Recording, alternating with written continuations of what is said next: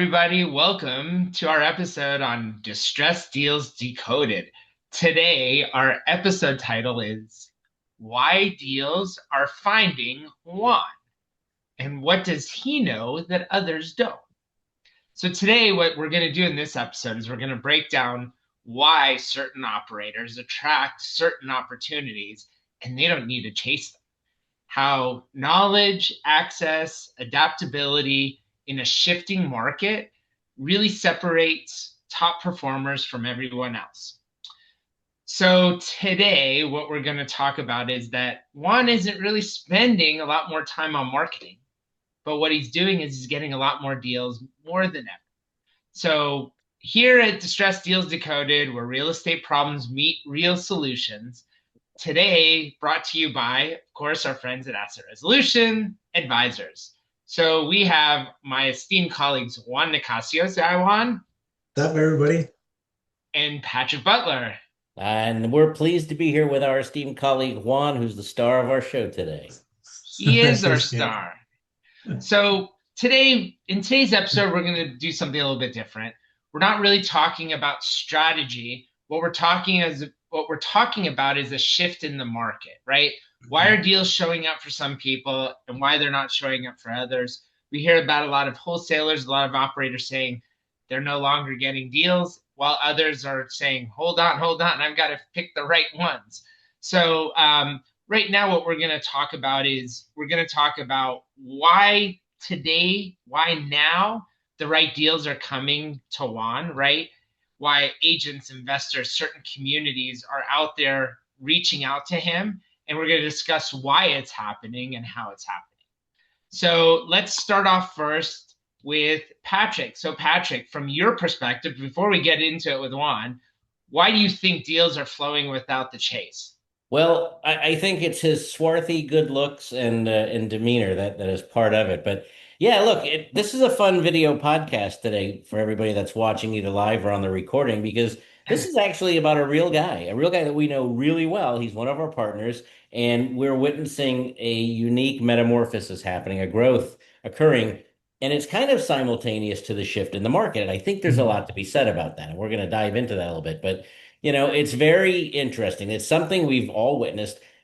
I know for a fact Juan hasn't increased his ad spend. In fact, we've been talking about ad spend on a lot of things that we're doing, and in some cases, that number has been mitigated to some extent. Mhm. He's not buying more lists. He's certainly not making cold calls. He's not killing himself out there. He's not doing anything radically different on the surface. But there's deal flow. There's a lot of deal flow. In fact, we're seeing it, and thanks to Juan, we're actually increasing our deal flow as well. So, what is actually happening? Well, the what is that referrals are up. This is a big piece of the puzzle, folks. If you've been in real estate for any length of time, I don't care if you're a real estate agent, if you're an investor, the best deals are referred deals, business that comes to you. Conversations are turning into opportunities. And that's another big thing. Because then the question is, what are the conversations about? Right? Hey, you know anybody wants to sell a house? Is not going to get you business in today's marketplace, generally speaking. And people are bringing Juan problems to solve. Why? It's not because he changed his marketing, it's because he changed his position. And part of it is by his working with us here at Asset Resolution Advisors. So let's dig a little bit deeper because this can work for everybody. This is not just well, it's only going to work for Juan, so why am I watching this podcast? Juan, what is some of the real reason and the action that occurred behind the scenes here for you? All right. Well, let's answer the real question as to why it's happening. It is really two reasons. It's knowledge, primarily, and then access, right? So, um, because honestly, I did meet you guys. You guys opened up that horizon of like, oh, there are other opportunities other than the free and clear type of deals, clean as a whistle deals, no liens, no violations, which is what most people right now are chasing. Unfortunately, those type of deals are not bringing them as much margin. And I've always been a type that I never really wanted to kill a lead or an opportunity. So it comes from those two things. Is like, all right, well, what do I need to learn in order for me to be able to maximize what we can do with this particular opportunity. I've always felt that if a homeowner or a property owner had the willingness to want to sell the property, that there has to be some way, somehow, that I'm able to help facilitate that process, right? So again, it could be mostly not knowing what I didn't know, and so I got the knowledge, right? I met you guys. You guys educated me on, what opportunities are out there, like what type of deals I could potentially do, and debunking a lot of the I guess the traditional knowledge that we all as investors learn, right? Hey, you want to buy something with high equity, you really don't want anything with, liens violations and judgments and things of that nature because there's no money in it, right? It's far from the truth, right? And so understanding those complex deals allows you to now go back and say, hey, what in my database am I missing here?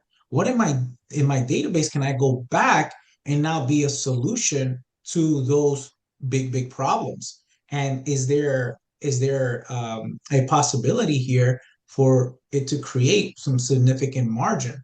So it kind of goes back to what you were saying, like it's not necessarily increasing the marketing. Marketing, again, like, yeah, you should always continue to market. If you're an investor, if you're a wholesaler, that it's like that is the backbone of your business. But at the end of the day, with how easy it is to market right now, and so many vendors and so many tools, even free access to information and data, the people that are actually winning are the folks that are going into more of the complex side of things, not necessarily your cookie cutter. Why? Because most everyone is doing the cookie cutter. So now your margins are so much thinner, right? Because now you're competing with your competition, right? They make an offer to a homeowner at whatever 200,000. You come in with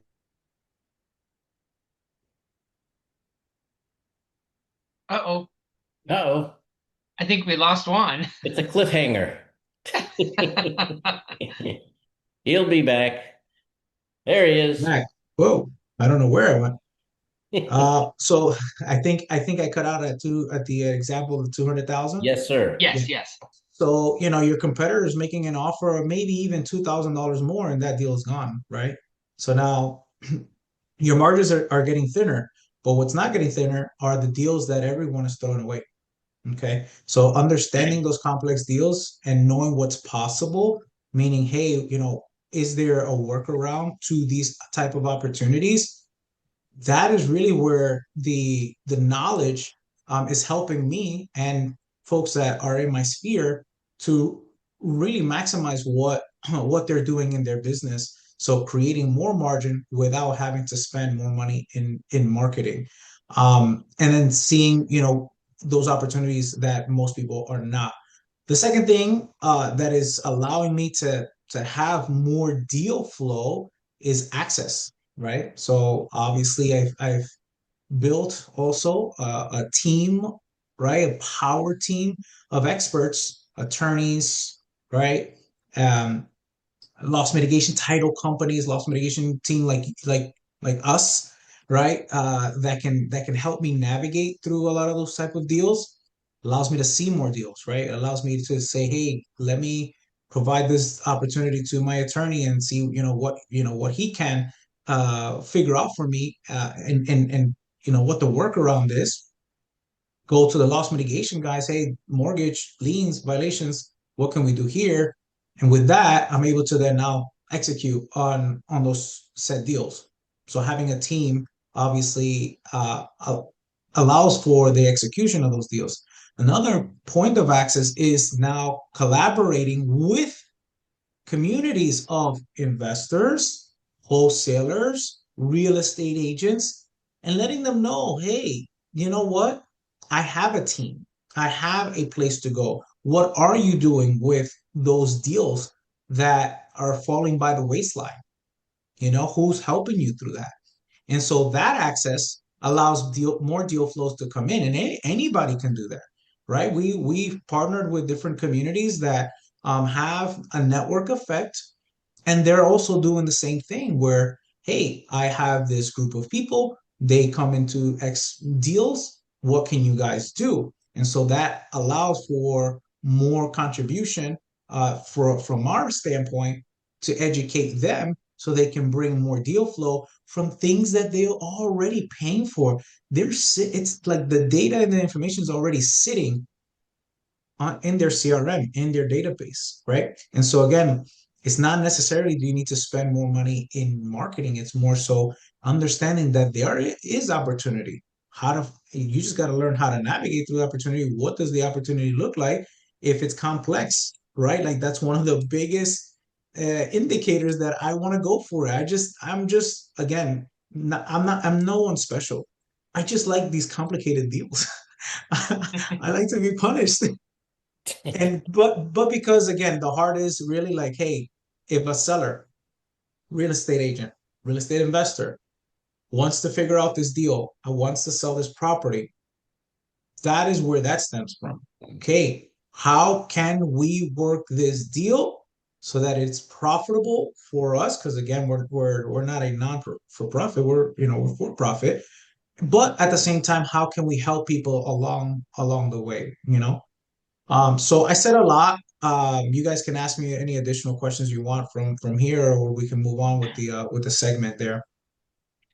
Yeah, I think let's talk a little bit.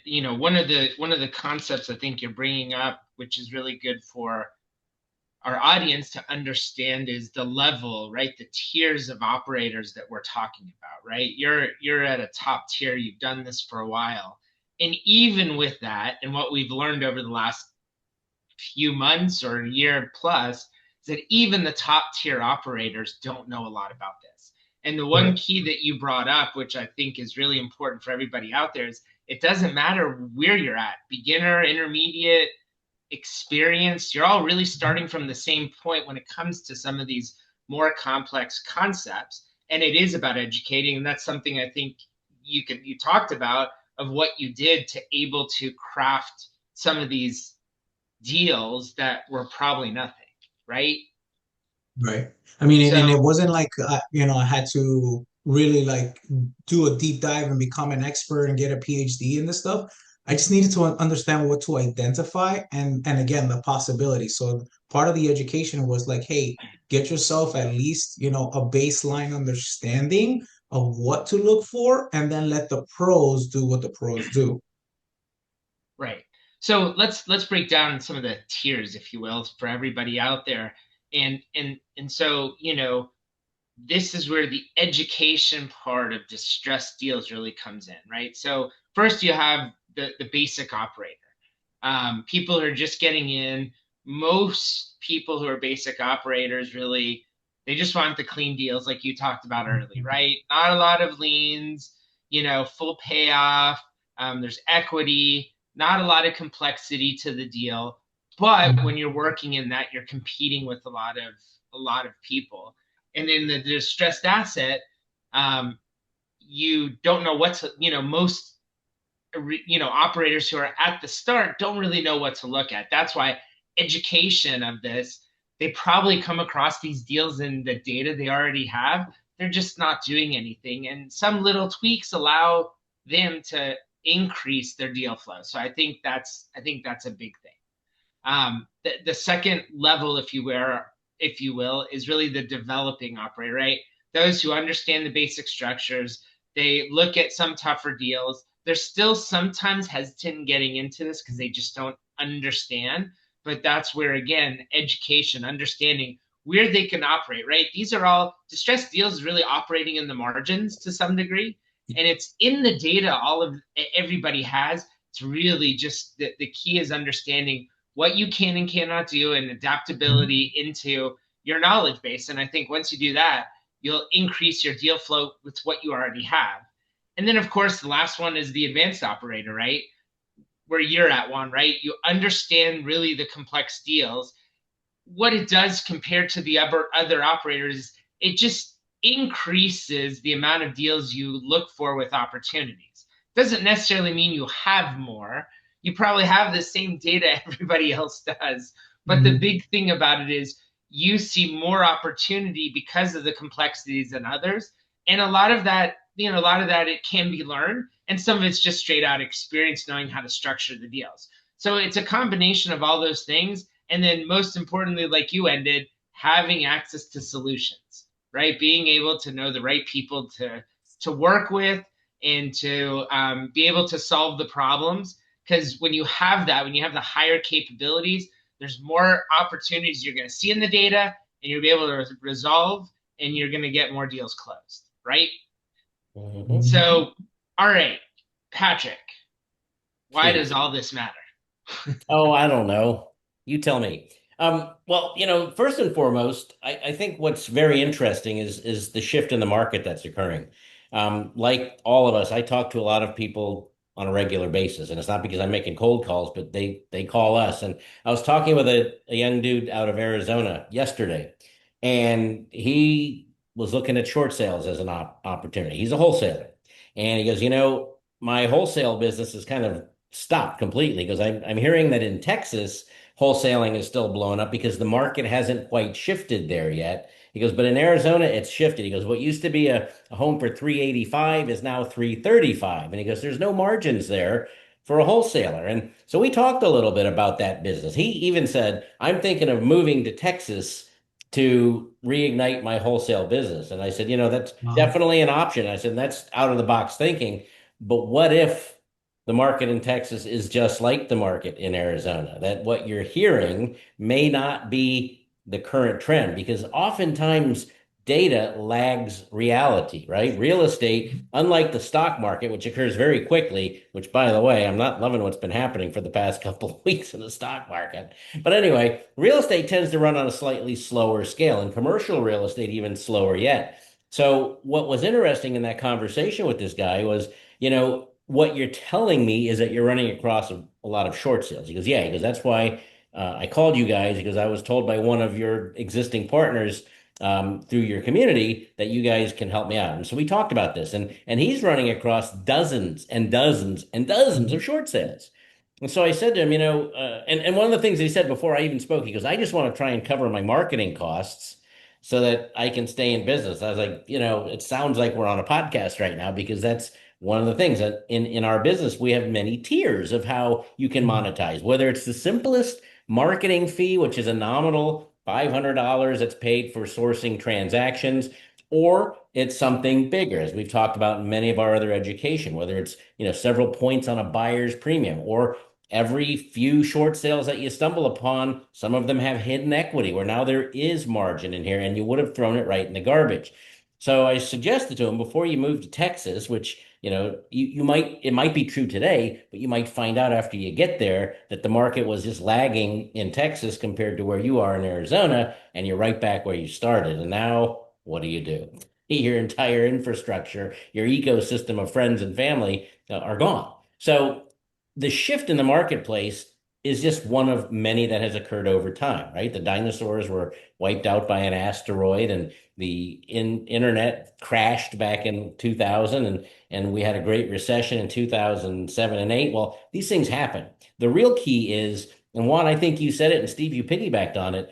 If you're not just a solo operator, if you do have a team, and some of your team members have been around through some of these changes, it's easier to pivot and to adjust your business plan and strike while the iron's hot on the types of deals that are hot to strike on. So that's very important. As we've learned over time, it's just a couple of little shifts in your paradigm that can bring everything to value. And you know what? If you make a couple $1,000s a day, and you're not making the $100,000 hit on certain deals, it still pays off, folks. And it's just a shift in your business philosophy. And everybody wins, the real estate agents, the investors, even the wholesalers, if they just shift their mentality.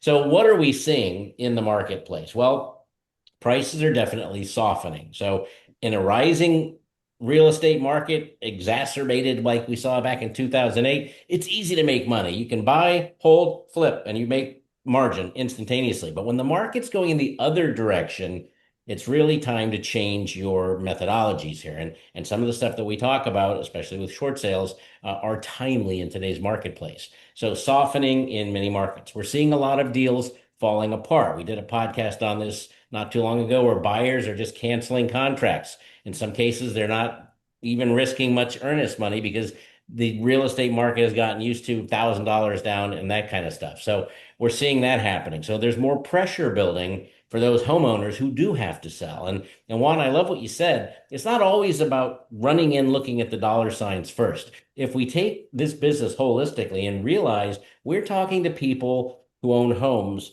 who are in financial distress and need solutions. So that really, I hate to say it, should be the first, like, dude, don't hate to say it. I want to say it. Should be the first thing that we think about is how can we help people? That's always going Mhm. to be the best way, the golden rule in life. And then we can figure out how to monetize on that. And by the way, you don't always have to take every single deal. You may want to say, okay, I'm going to pass on this, but you know what? I know a guy who can help you. A young real estate agent in your local marketplace would love to help you with this deal. There's nothing I can do for you as an investor, but we can get you situated. And by the way, folks, karma, all that stuff, what comes around goes around, it's very important. So the market is absolutely shifting in real time, but most people are still operating off of lagging data and they're wondering why the deal flow has stopped. Well, it's probably because something has changed. It's not what you're doing that's not working, it's that what you are doing isn't working now because there's been a change. So how do we find out what these changes are? Well, you network, you talk to people in your industry who are doing things similar but different to you, or even different industries, by the way. Maybe somebody that's in Mhm. the business of selling other stuff might be experiencing very similar downturns if it's economic conditions. And those are all indicators as well of a real estate market that's under pressure. So how do we tie this into our dear friend, Mr. Juan Nicasio, Mr. Acquisition himself? He's not reacting to the headlines. Juan's talking to a lot of people out there. He's reacting to what's actually happening in the marketplace and the deals. And people know that, and that's why they're reaching out to him. So, what's the pivot from finding deals to converting them? Mr. Acquisition himself, talk to us about that.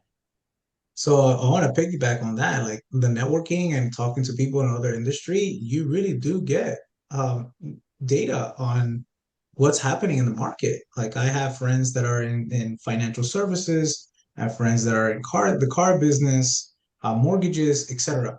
And so in talking with them, for as an example, one of my friends works at a very prestigious Land Rover dealership, and he says, "Hey, these high-end high network individuals are coming in and voluntarily uh, giving back their cars, voluntary repo, right? And this is South Florida for us, which means, okay, well, South Florida typically is in its own little bubble. So if it's happening here, I can only imagine what's happening in the rest of the country. Talking to mortgage brokers, they tell you their numbers, right? Because they have a business of writing up deals, right? Loaning money or facilitating and processing loans, and their loan count is lower and lower every single month. People in the financial services, same thing. Hey, they're not, I don't have a lot of people coming in and fixing their 401ks and, contributing more money. Job losses are higher. You know what I mean? So those are things that people need to be in the know in order for them to understand how to pivot in the marketplace. Me personally, you also have to have a specific type of mindset where it's like, all right, well, in those type of situations when the market is melting or otherwise, where is the opportunity? So when you ask yourself that question, well, the good Lord above or whatever it is that you believe is probably going to feed you that information. You're going to end up figuring out where the opportunity lies. And so from that standpoint, I'm able to now say, okay, I'm not gonna do more deals. I'm going to do more deals. Maybe I have to work a little bit harder to be able to do those deals. But where is it? Okay, well, if in our case, if the market is sort of melting or stabilizing or correcting, however anyone wants to put it, well, there's a lot of people that still need to sell their homes. There are people that are still going through bankruptcy. There are people that are going through foreclosure. There are people. What do you do with those people? How do you help those folks? So in my process or my business, what I'm looking for is like, how do I help people not go through foreclosure? So let me start with that. So if I can help people not, have to go through a foreclosure, which is probably one of the worst things above and beyond, bankruptcy and short sales and all that stuff. That's probably the worst end of your financial situation for any individual. So how do I help them solve that? And I'm pretty sure that there's a way for me to make money doing so. And there is, right? And so that's basically how I'm now converting more of those opportunities. And they're actually easier, in my personal opinion, because unlike when doing the standard wholesaling or fixing and flipping, where I need to get, these properties for pennies on the dollar and I'm, have high competition with my competitors, right? Like that example I gave, offering 200, somebody beats me by 202. Now I lost a deal that I could have made 50, $60,000 on a flip. Well, this is the opposite. There is a lot of them don't have any equity. The sellers are not negotiating with a bunch of people for these deals for this house. It's more so like, hey, let me help you, avoid foreclosure.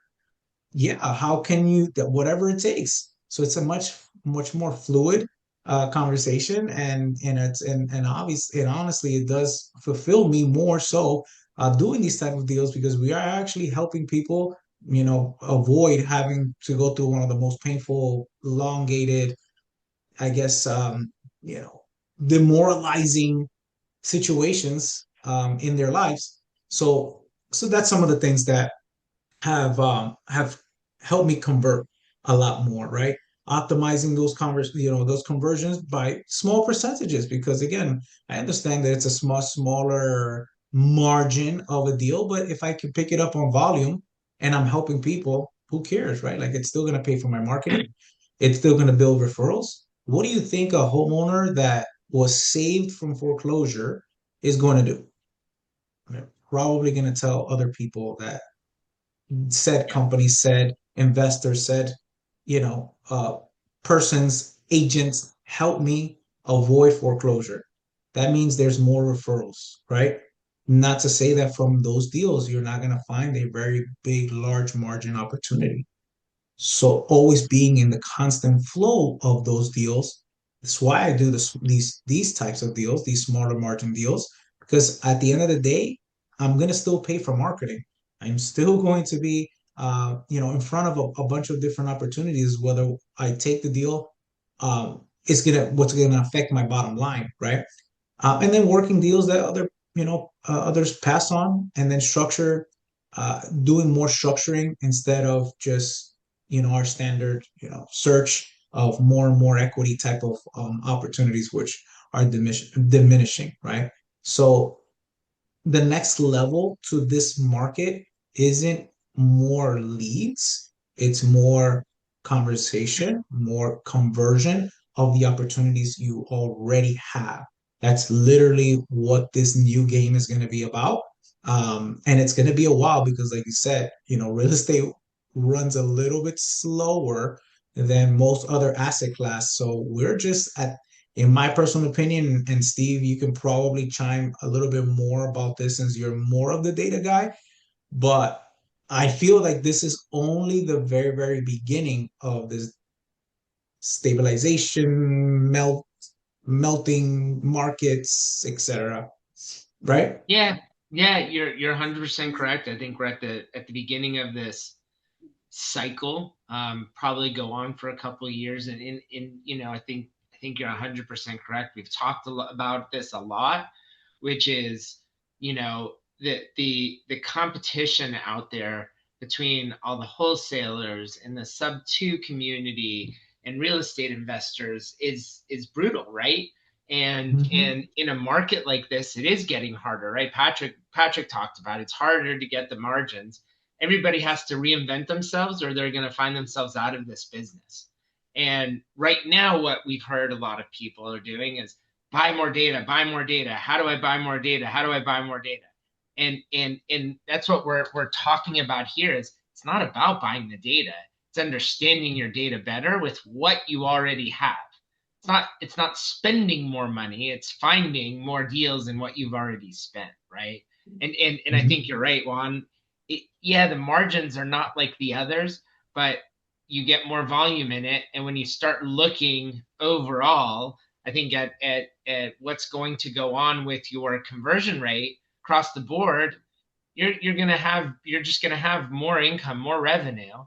And what we know historically for 20 plus years within these deals, is you're gonna find the big ones, right? They're going to pop up, like the ones we keep talking about where the mortgage just disappears, right? How did that happen? Or something happens to these deals that you just convert something much, much bigger. And if Mhm. you're not in the game, you're never going to get to them. And that's what we're talking about today, is how to get in the game, right? So let's talk a little bit about it. um, the revenue just doesn't come from commissions for agents, doesn't just come from trying to do a wholesale. There are other ways to make money. Couple of things that come to mind right away. Buyer's premium, we talked about this Mhm. one, right? A concept for people. Let me flip it a little bit. It's like a novation, right? A buyer's premium is essentially a novation, but you're not dealing with the seller, you're actually dealing with the buyer. Yeah. That's why we call it a buyer's premium, not a novation. But you're essentially doing the same thing, right? You're providing some type of service, you're doing something to help a buyer put a final touch on a property that they may not have ever wanted. And I think Mhm. that's really the key to it. Not all deals have buyer premiums, just like not all deals are good novations, but Right. they're out there. And that's one of the things that I would say is a really good transition for most people who are in wholesaling doing novation. Yes.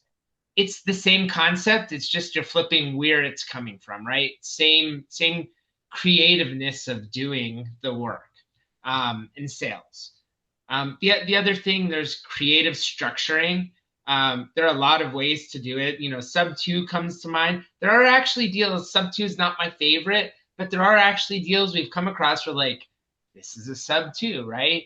And sub two is essentially buying deeds, and there are some formats that makes a lot of sense, and can, I think, at the end of the day, help people. The last one, which is probably the key to what you're seeing, Juan, and what you're doing, is solving problems. Solving problems, right?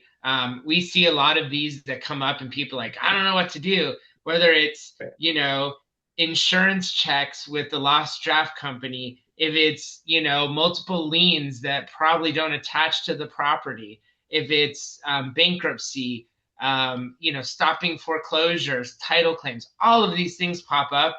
And if you're able to solve those problems or know who can solve the problems, really big key. So let's Mhm. talk a little bit about money, right? That's what we're all here for. So if you take your standard deal, 300, 250, $300,000 property, and you're able to do a buyer premium, a novation, 2%, 3%, somewhere in that range. You're talking anywhere from $5,000 up to $9,000. Yeah, it's not a $30,000, $40,000 hit on a property, but this was in your data already that you're Right. today throwing out and getting zero for. So So being able to, I'll chime in yeah, there. So like that number, right? Like that 6 grand in our wholesale and or fix and flip world on marketing, for every 5,000 that is spent, typically you spit out a very marginable deal. You'll end up with a wholesale deal of somewhere between 15 and $25,000 from that sheer marketing spend. Does that make sense? So I don't yeah, want to just be like, well, you only got 6 grand. It's not a big deal. It is a big deal because now you can take that $6,000 buyer premium that you threw away, and that goes right back into marketing so that you can potentially 3 times that fee. yeah. It's found money. It essentially is. It's found money in the data you already have, right? That's, Right. I think, such a big key to this. Is it's not about finding, it's not about shifting, it's about taking what you already have. So, all right, Patrick, let's Yep. talk about let's talk about the network. I think this is the really key piece to this. Yeah, so let's just wrap up this segment then is, and by the way, I don't know about you guys, but $5,000, I'll take it every day of the week. And a couple of those a month, is a very nice additional or sole income. And I'm going to say something else, by the way. We talk to a lot of investors out there. Ladies and gentlemen, not every investor is crushing $100,000 profits every single month on deals. The vast majority of people have never done their first transaction yet. They're first. So making $5,000 to cover expenses, to pay bills, et cetera, is nothing to be poo-pooed at. It's an opportunity there. And again, if that's not enough for you and you can spin it off to somebody else, we're talking about collaboration. So one of Juan's secrets to success this time around is he hasn't been doing it as a solo operator. He has been collaborating. And so who's he collaborating with? Well, his network. And it's not because Juan joined BNI or the Chamber of Commerce. It's because he's reigniting the people that he's done business with over the years.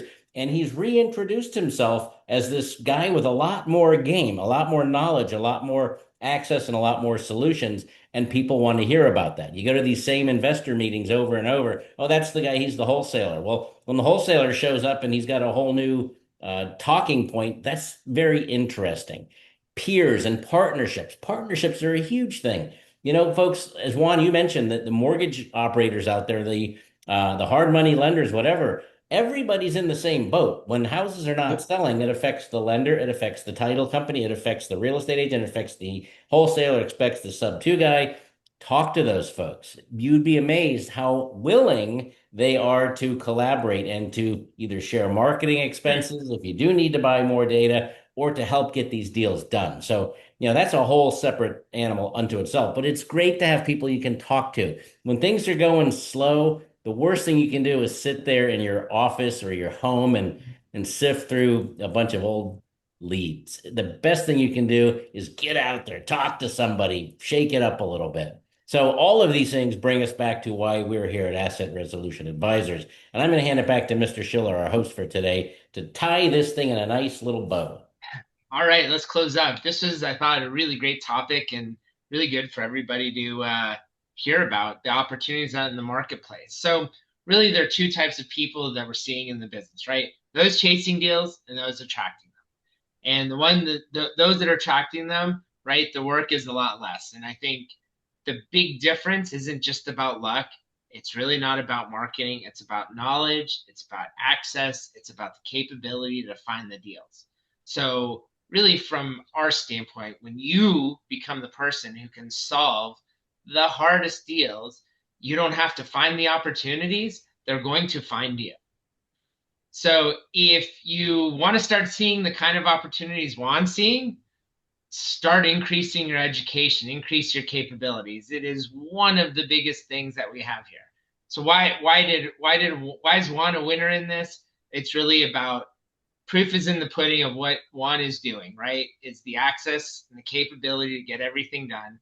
He's gone and networked with the right people, bridging between what he has been doing and the capabilities he now has in the distressed deals. And he's created essentially an ecosystem for himself now that's shifted with the market. And that's why deals are finding him. So I'll leave with that. So thanks, everybody. Patrick, Juan, I thought this was great. Really good information for everybody. And subscribe to the YouTube. Find us in school. Reach out. We're here to help. And we look forward to working with you. Be like Yes, Juan. absolutely. Everybody wants to be like Juan. Bye, guys. Awesome. All right, Awesome. guys, take care.